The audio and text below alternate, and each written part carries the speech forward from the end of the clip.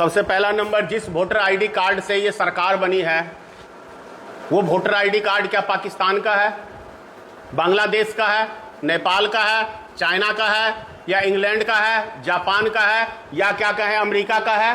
कि जिस voter ID card से हम यहां सत्ता तक पहुंचे हैं उस वोटर आईडी कार्ड को आप नकार रहे हैं। इसका मतलब कि आप ही इस देश के नागरिक नहीं हैं। धोखे से आपने इस देश के अंदर आपने सत्ता हथियाया है। जब आधार कार्ड का वैल्यू नहीं है, राशन कार्ड का वैल्यू नहीं है, पैन कार्ड का वैल्यू नहीं है, क्या कहते हैं ये ड्राइविंग लाइसेंस का वैल्यू नहीं है, पासपोर्ट का वैल्यू नहीं है, तो वैल्यू है क्या चीज का? किसी चीज का नहीं। ये सरकार का कहना है, तो इससे ज्यादा शर्मनाक और कोई बात नहीं है। पूरी जिम्मेदारी के साथ भारतीय मित्र पार्टी ये बयान दे रही है आज कि जब आधार कार्ड किसने बनाया? भारत सरकार ने बनाया। पैन कार्ड किसने बनाया? भारत सरकार ने बनाया। राशन कार्ड किसने बनाया? भारत सरकार की देन है। पासपोर्ट किसका देन है? भारत सरकार जारी करती है। और भारत सरकार ही कह रही है कि यह भारत की नागरिकता सिद्ध करने का कोई प्रमाण ही नहीं बनता है। तो क्या चीज से प्रमाण बनता है भाई? अमेरिका की दलाली करके क्या प्रमाण बनता है? जिस तरीके से अमेरिका के दबाव में भारत सरकार आई हुई है, नरेंद्र मोदी की सरकार आई हुई है, क्या उससे हम सीखेंगे कि भारत की नागरिकता क्या चीज की है? यदि जिस वोटर आईडी कार्ड से आपकी सत्ता बनी है और उस वोटर आईडी कार्ड को ही आप नकार रहे हो कि इस देश की नागरिकता सिद्ध करने के लिए है ही नहीं, तो सबसे पहले आप गद्दी मोदी जी छोड़िए, पूरे मंत्रिमंडल उसका गद्दी छोड़े। यह भारतीय मित्र पार्टी इस सरकार से मांग करती है। दूसरी बात, पेपर लीक आपसे संभल नहीं रहा, लेकिन आप विपक्ष को देशद्रोही की सर्टिफिकेट देने का ये किसने अधिकार दे दिया भाई आपको? और यदि देशद्रोही है तो वो जेल में क्यों नहीं है, बाहर क्यों है? तो देश के सारे नेताओं को उठाओ मोदी जी और जेल में बंद करो, क्योंकि हम सब तो भाई आतंकवादी हैं।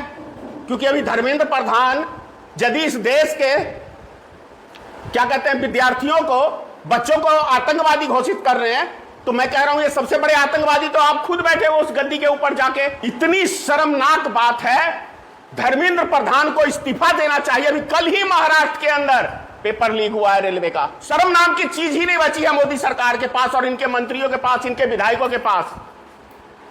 और उससे भी बड़ी बात, जिस संगठन से ये लोग ताल्लुक रखते हैं, आरएसएस से ताल्लुक रखता है ना भारतीय जनता पार्टी के नेता, बजरंग दल, विश्व हिंदू परिषद, ये सब एक ही थाली के चट्टे बट्टे हैं।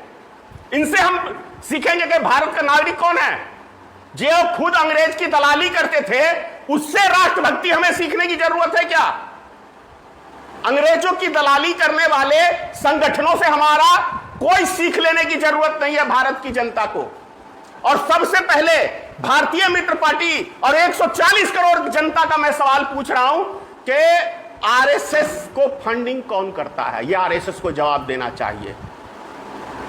झंडे वाले मंदिर के पास एक बहुत बड़ा बिल्डिंग है जो 10,000 करोड़ से बना है।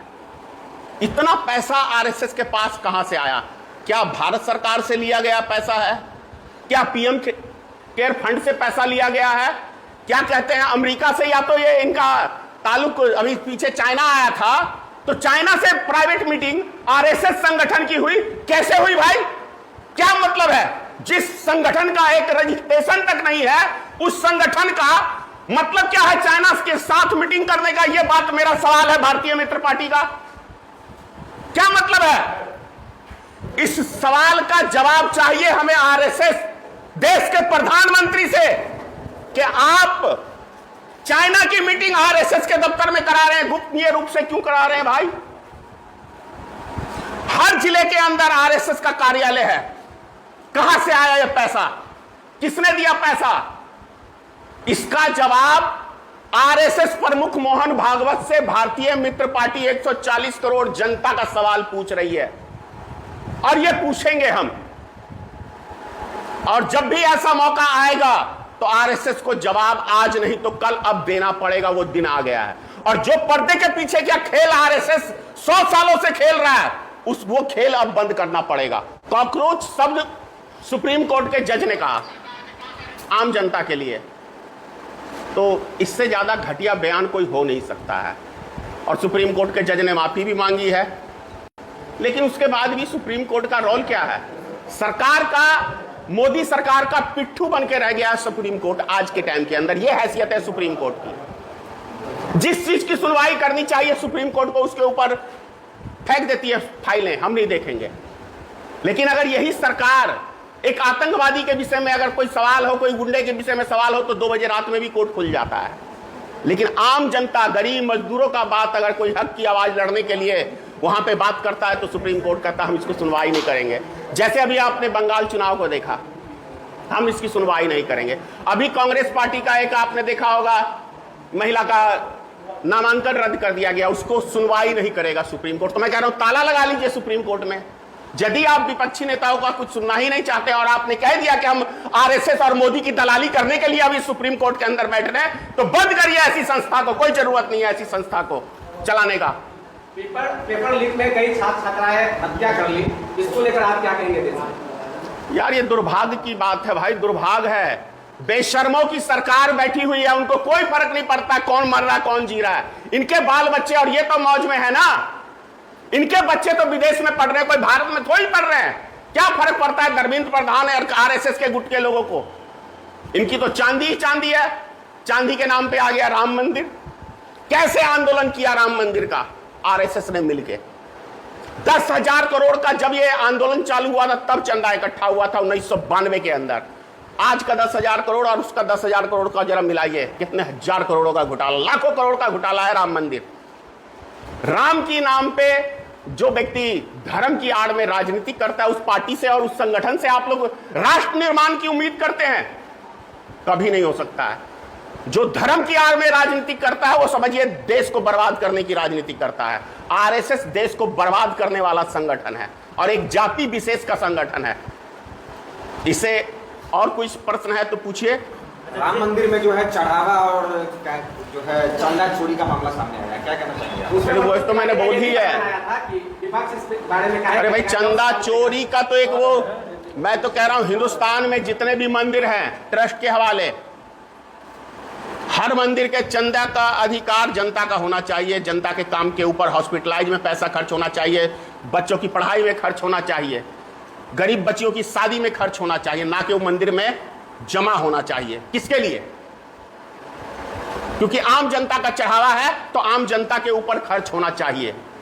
लेकिन यहां तो लगे हुए लाइन में, चंपत राम ने चपट कर दी। अभी चंपत राम का कहीं नाम भी आप लोग सुन रहे हैं? हो गए चंपत। भरत तिवारी के एनकाउंटर को लेकर अरे क्या आलतू फालतू, क्या है भरत तिवारी? आप लोग हीरो बनाना चाह रहे हैं सारे मिलके। भरत तिवारी एक गुंडा है, आतंकवादी है। हथियार कहां से आया भरत तिवारी के पास? सीना पे, माथे पे प्रशासन के भरत तिवारी आपको रिवॉल्वर लगा रहा है और आप लोग भरत तिवारी की बात कर रहे हैं। 100% सही किया प्रशासन ने। ऐसे व्यक्ति को शूट कर देना चाहिए। और जो संगठन और जो जातिवाद की राजनीति करते हैं उनसे गंदा इस संसार में कोई दूसरा व्यक्ति नहीं हो सकता। क्या भरत तिवारी का पहला एनकाउंटर हुआ है? इससे पहले का देश में कोई और एनकाउंटर नहीं हुआ है?